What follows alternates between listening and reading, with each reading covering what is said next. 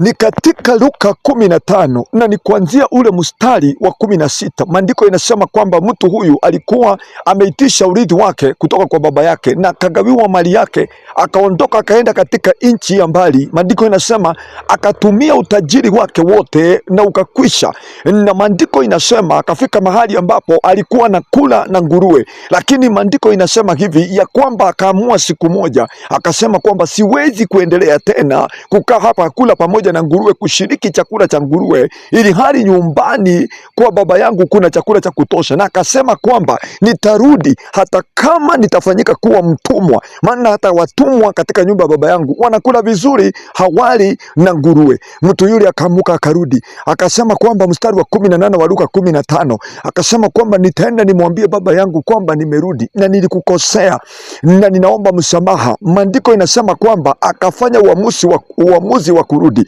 Wakati ambapo alikuwa anashiriki chakula na nguruwe, maandiko inasema hakuna mtu ambaye alimrehemu, kuna mtu alimuonea huruma, na hakuna mtu ambaye hata alimsaidia na chakula cha tumbo. Ni kwa sababu wakati mwingine msaada wa mwanadamu hautokani na wanadamu. Msaada wa mwanadamu wakati mwingine hutokana na watu waliomzunguka, unatokana na maamuzi ya moyo wake. Yale maamuzi ambayo mtu anafanya ndani ya moyo wake ndiyo yanayoleta msaada juu ya maisha yake. Kuna wengi walimuona akikula pamoja na nguruwe, lakini hilo halikuwa swala kwao, ile halikuwahuzunisha wala kuwashughulisha, mpaka huyu mtu akafanya uamuzi, akasema kwamba ni mimi nilifanya uamuzi wa kuondoka kwa baba yangu, nikaondoka nikaenda katika nchi ya mbali, na ni mimi yule ambaye nilifanya uamuzi wa kutumia mali yangu vibaya, na vivyo hivyo ni mimi nikafanya uamuzi mwingine ya kwamba wakati nimeishiwa na mali nitakuwa ninakula pamoja na nguruwe.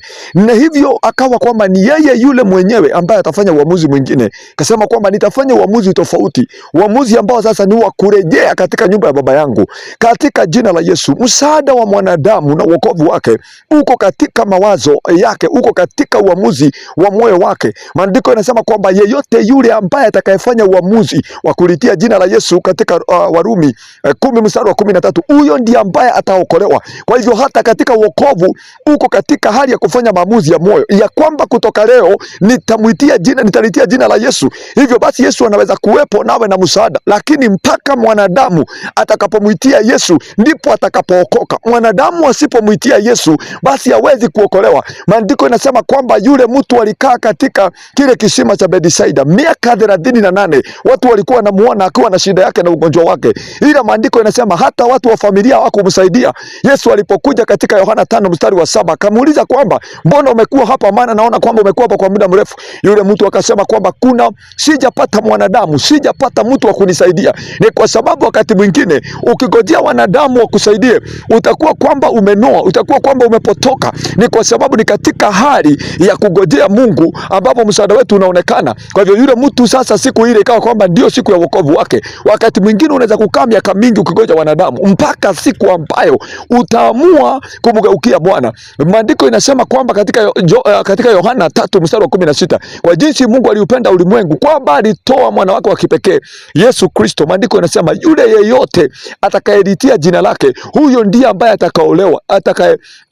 atakayeokolewa. Yule ambaye atakayefanya uamuzi wa kulitia jina hilo la Yesu, huyo ndiye ambaye anaokolewa. Mpaka ulitie jina hilo huwezi kuokolewa, hata kama jina hilo liko na uwezo wa kuokoa wanadamu. Kwa hivyo ni katika nguvu za uamuzi wa moyo wa mwanadamu ambapo msaada wake unapatikana. Maandiko yanasema kwamba niite nitakuitika, ni kuonyesha mambo makubwa, kwa sababu responsibility ya kuitana ni ya mwanadamu. Amuite Mungu naye Mungu amuitike na amuonyeshe. Tunasema ni asante Bwana, kwa sababu msaada wetu utapatikana kwako tutakapofanya uamuzi wa moyo wa kurudi kwenye njia